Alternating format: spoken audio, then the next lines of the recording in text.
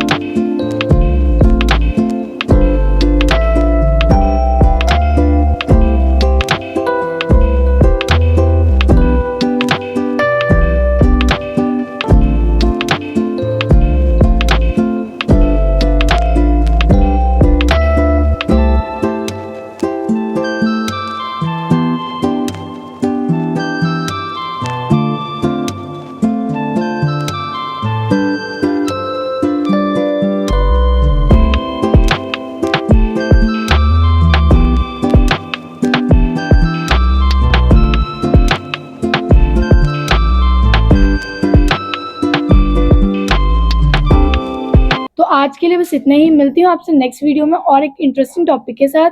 तब तक के लिए बाय बाय।